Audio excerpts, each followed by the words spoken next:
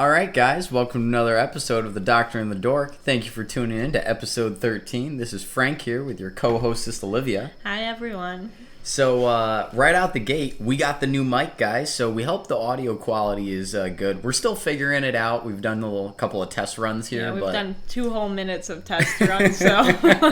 But I have to say, I think it sounds a bit better. But we need to figure out our spacing distance because it's only one microphone. We might look into getting another in future episodes, but for right now, we're going to get this one down. Feel free to write into doctoranddork@gmail.com and tell us if the sound quality is far improved. You and this plugging us. Listen, don't you want a nice email? Wouldn't that make your day? I would. Okay. I would appreciate it. Good. But I know Jen will toss something in if she hears something interesting. Yeah, it's true. So I guess we're just going to quickly glaze into our... I don't even want to call it the Week in Review anymore. What do you want to call it? I want to start calling it just... we probably should have done this before we started the podcast. Our shooting the shit. Shooting the shit. Well, we don't have to call it that. But, we're just... Yeah, we'll talk about our Week in Review and just a couple of interesting things. But I also like our little back and forth. This can be the Frank and Olivia segment rather than the Doctor and the Dork segment. Perfect. All right, anyway, so this weekend was monsoon season, which was perfect weather for moving. But all things considered, I would say the move went pretty well. Somehow, Frankie and I managed to get most stuff out of my apartment. Frankie and Olivia, more like Frankie did. Oh, okay. Next time I'll remember that. You got it solo mission. The best part was my favorite part was the bed frame. So when me and my mom put the bed frame together, it comes with this hammer as if to suggest you really need to hammer it in place, and therefore I didn't think this thing was ever coming apart. But Frankie's Mr. Muscle, so he was getting that thing apart no matter what. So let me just, all right, guys. She walked out of the room for this. So she's like, oh, well, good luck with that. Walks out the room. I start trying to manhandle this thing. I pop one bar, because it's got 3 struts and then 2 end pieces. And I pop one strut on one side, and I go to do the other, can't get it. So I go to a different strut, and I pop it, and immediately crack myself in the shin, taking a chunk out of my leg. And Olivia's just standing in the doorway like... Oh, I want no part of this. Well, when you can tell somebody's angry and there's nothing you can do to change their anger? That's happened twice this week. That was the first time. The second time was Frankie trying to figure out the internet, but we don't have time for that today. But anyway, so I come in and I'm looking at how he's doing it, so I suggest that maybe he turns it over to get a little more leverage on the bed situation. And when he does, not only was it a great recommendation for the leverage, I'm pretty sure that's just the way it's supposed to be done. So we flipped it over, and I literally put 2 ounces of pressure on one of these things, and it just pops free. Butter. But yeah, so needless to say, the bed was interesting. But the rest of the move went well. The couch, he took out the pull-out bed, which was the right move. Yeah, that lightened it up and made it a lot easier. I was pretty impressed you guys got it in and out, and it still looks like it's functioned. So if anybody sleeps on the pull-out couch, I maybe would give it a real good test before we settle in for the night. I would check that first. I would actually just recommend sleeping on the couch. But you did. You almost folded, because if that neighbor girl had opened her door, he did try to knock and get the neighbor girl. I was getting real frustrated. And then by the grace of God, somehow an extra inch was spared, and we were able to get it out of the apartment. But yeah, so all right, then we had brunch. We did have brunch with our the gang. Our friends came over, so shout out to Sean, AJ, Matt, Deirdre, and Jody. I keep trying to call her Yari because that's how it's spelled, but it is Jody. We got schooled. I know, Jody, if you listen to this, I don't know, am I supposed to spell Jody Y-A-R-I? Because I think when I wished her happy birthday, I spelled it like I say it. Incompetent. Sorry. Sorry, Jody. Yeah, you can hate us. Sorry, Sean. We deserve it. Sean doesn't care. Sean's be like, these Sean idiots. said Jody wouldn't care either. She'd probably just want to talk about it. She'll hold it over us just to make us laugh. So we had a cool-ass brunch. Thank you guys again for coming over and helping. We really appreciate it. Because they helped get the sunroom going, which... Olivia helped get the sunroom going. All right, Olivia organized the sunroom, and then before she got back to the house, the guys... and I got it all cleared out, and they got the couch moved in there, and we now have a wall-to-wall couch in there and a nice little table. Yeah, it's pretty nice. So I look forward to being able to podcast from that room later this season. Yeah. I'm thinking in the fall when it really cools off, we can toss our sweaters on, and we'll have the heater in there once the room's fixed up. We'll post some before and after photos for you guys. Well, some with the couch in it now, I guess. Did you want to talk about the curtains? You had said, let's talk about the curtains on the podcast. Did I? Yeah, I thought so. Well, the curtains look like all hell. I mean, they're ancient and they're faded. They're old, but I do like... The rustic? I like the style of them in terms of like how they cover up half the window. Yeah, you know just the upper half. You want to get blinds, but I don't really want to get blinds. I just want something that I can cover a couple of windows. Yeah, so we can have some privacy. That's fair. Alright, what's next? Oh, my beautiful plants. Yes, your arrow garden that is flourishing. My arrow garden, if you'd like to sponsor us, Dr. and Dork at gmail.com. We'll basically accept any amount of money for a sponsorship. We will accept none. We'll take it. We'll accept no money and just if you give us a free arrow garden, we'll keep repping you. Yeah. We'd like a bigger one. Frankie wants to plant more stuff. Anyways, I have 2 basil plants. They are both flourishing. I have a mint plant that wasn't getting enough light from the UV light. But due to the basils? We moved it, and it's growing now, I think. What is with basil? Why is it such an aggressive plant? It grows like crazy. It's beautiful. I mean, and it smells good, too. And then we also I was chopping some veggies up the other day, and I was like, well, why are we going to pay for seeds to grow more plants when we can just use these seeds that are coming out from Pro tip. Don't just toss them into a seed pod because then it grows mold. But it's still sprouting. Yeah, that is one resilient tomato plant. I'll give you that. Yeah, I put like 6 seeds in there, so maybe only 3 of them died from mold. The cucumber, on the other hand, that did not do so good. But I didn't feel like I could get the cucumber seed in there enough. Yeah. The tomato seeds were I also wonder... I don't know. I think we need to try again with the cucumber. Let's talk about what we want to put in our last pod, because we have some curly parsley that didn't grow, and then we can update the listeners on how it's going. Maybe a pepper seed, like a bell pepper seed. Yeah, or we could do like a little spicy pepper, something like a jalapeno or something. You eat jalapenos? I will in small doses. You'll never see me just eating a jalapeno. But if you toss it in with something like a salsa, I'll eat it. All right. So I'm usually just not a jalapeno guy. Yeah. I don't know. Am I the only person out there that's not super into He's not peppers? Spicy. Yeah, I don't know. I don't get down with the spicy, guys. It tears my stomach up. I'm feeling bloated and gassy. TMI.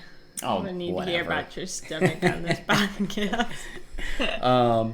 All right, guys. One quick thing I want to spend a minute talking about is relationship maintenance, because Olivia and I have now moved in together. And we were discussing how, when you have set days out of the week, if we saw each other Mondays and Fridays or Tuesdays and Thursdays, something like that. Yeah.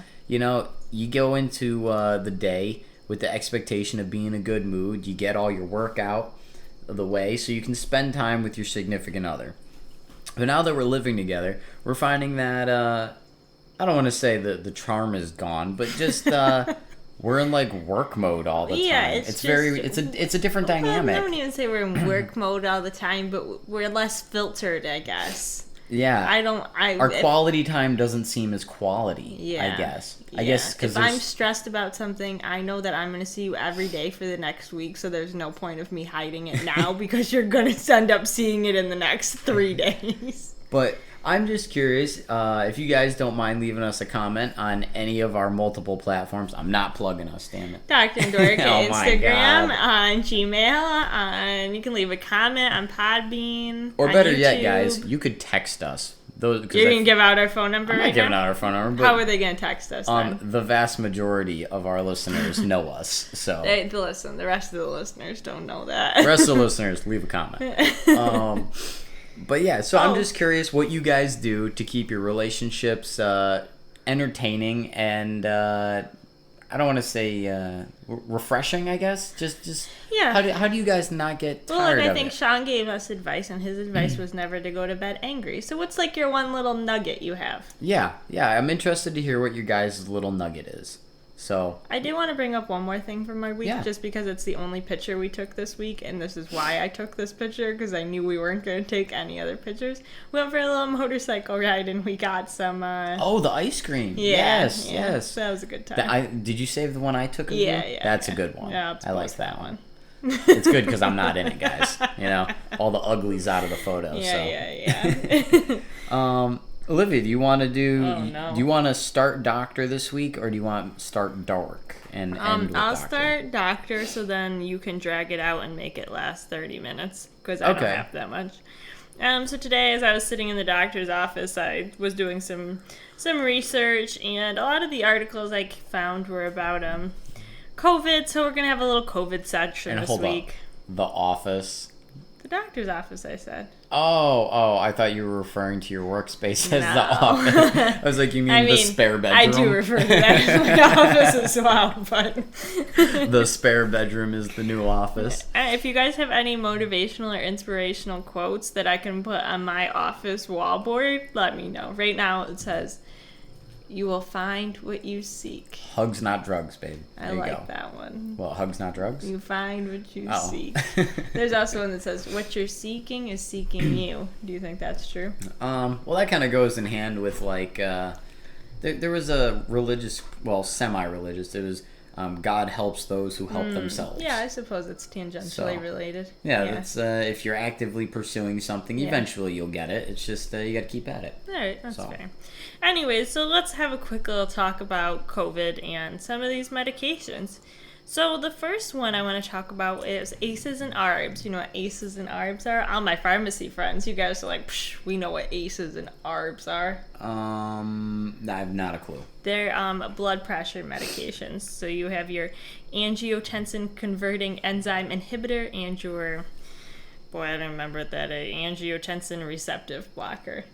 Anyways, they help lower your blood pressure. By the way.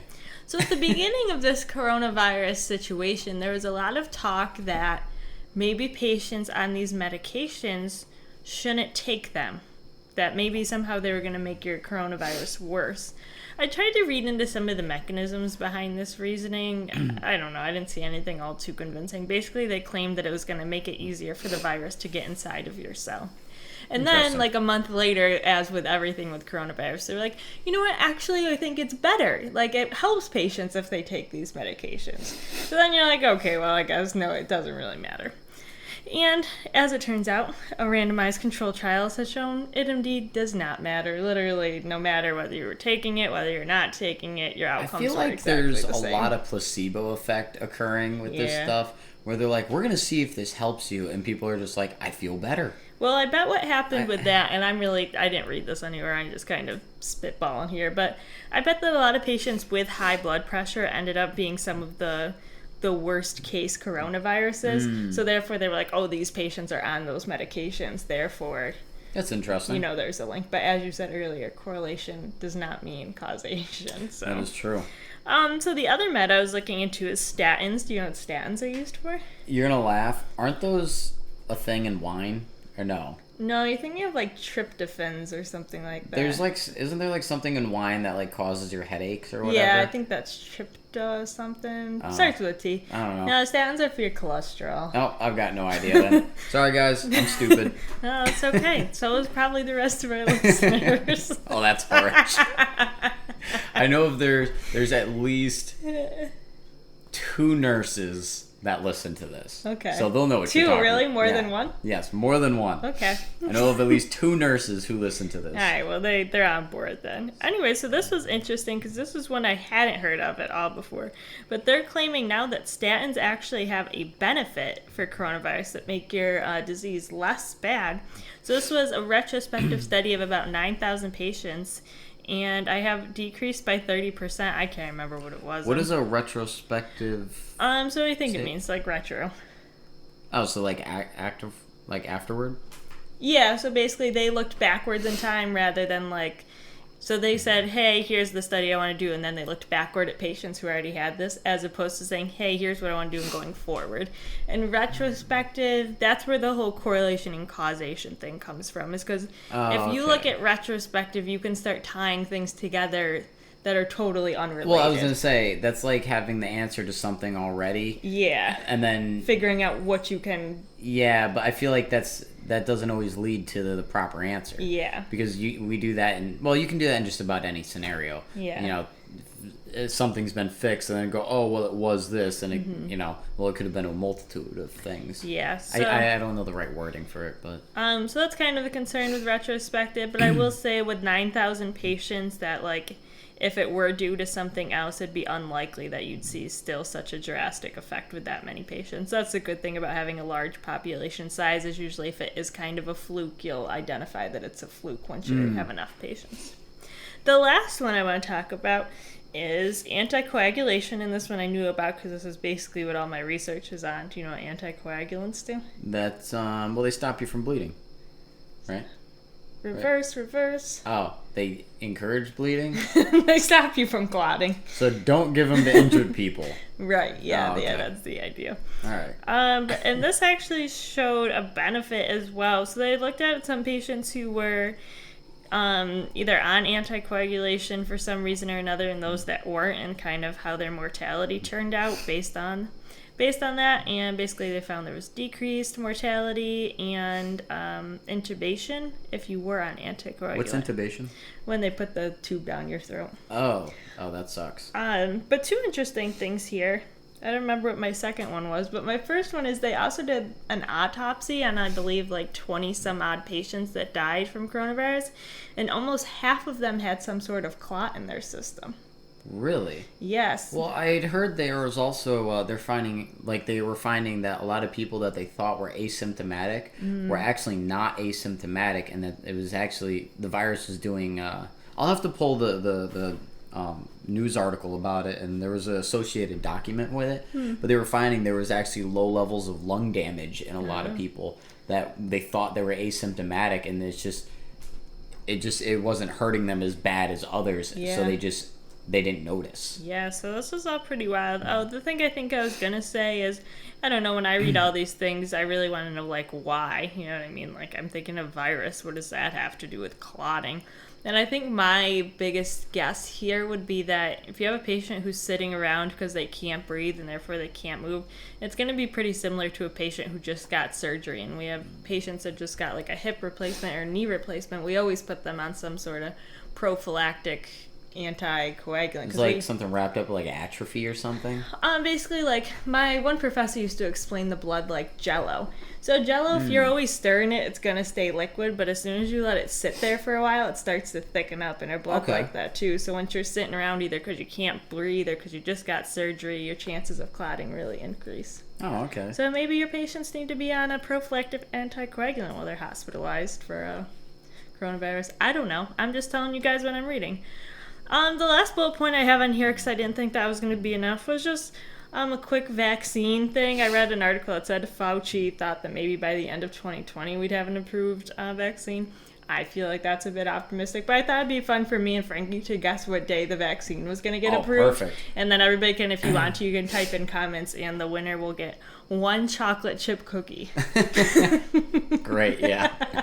How about we give you guys a whole thing of it, and Olivia will just step her baking game. Oh, okay. Yeah. Frankie will get in here and he'll step his baking I am game volunteering Olivia to bake you guys Rude. cookies. So I'm thinking Can't wait till I'm right and you're cooking me cookies. spring 2021. That does not sound like a date to me. All right, an exact date, or Yep. can we do a month? Exact date. Oh God.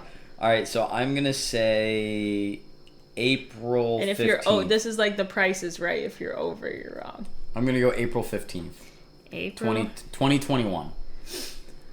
I'm gonna say February 20th, 2021. All right, guys. If you have a date, shoot us an email.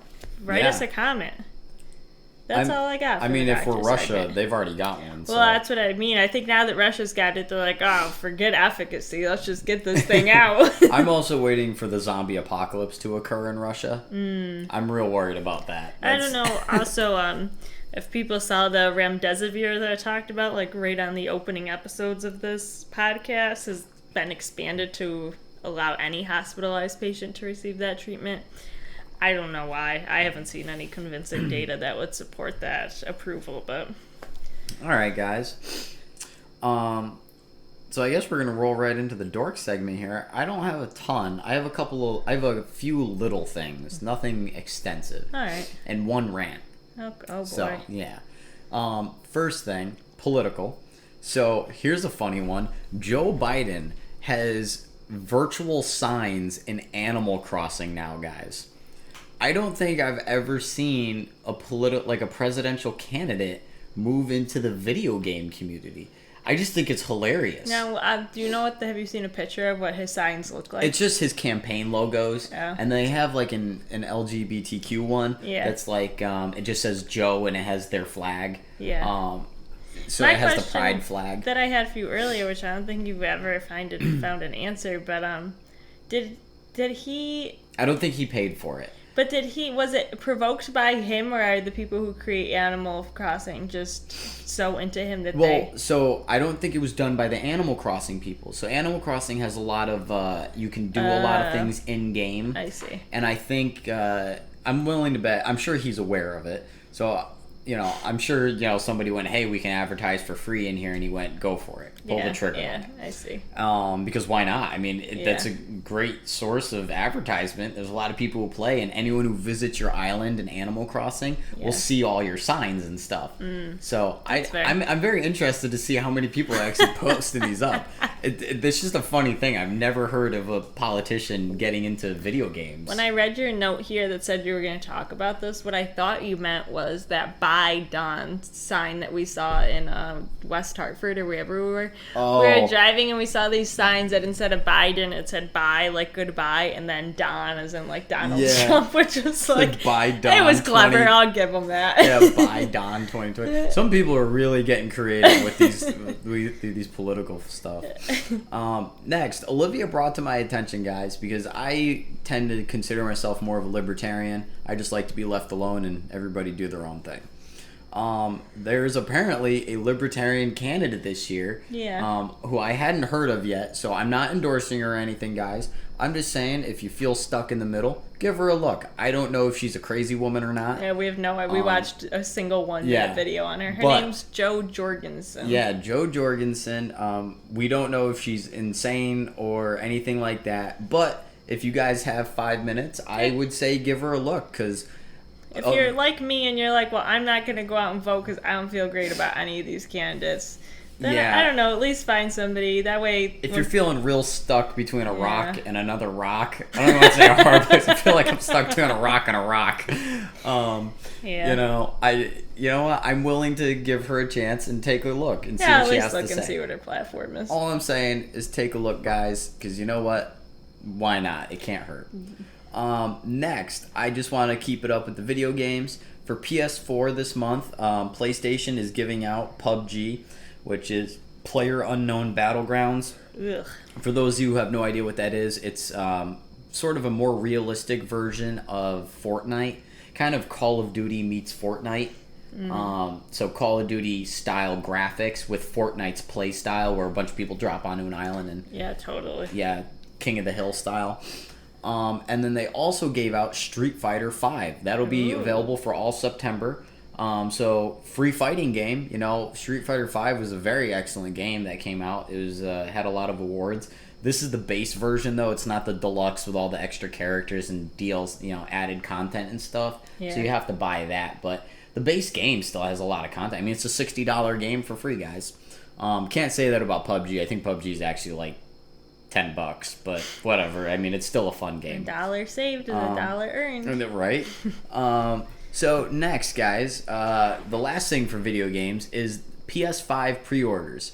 Right now, Sony, if you have an existing PlayStation account with them, you can go onto their site and you can pre-order the PS5. All you have to do is give them your username twice, because you have to type it in twice, like a password, I guess. And if you get randomly selected, I didn't really read into their choosing process, but they just said if you get selected, they'll send you an email saying you can pre-order the PS5. But didn't you read an article that said that they're going to choose you based on how much you play?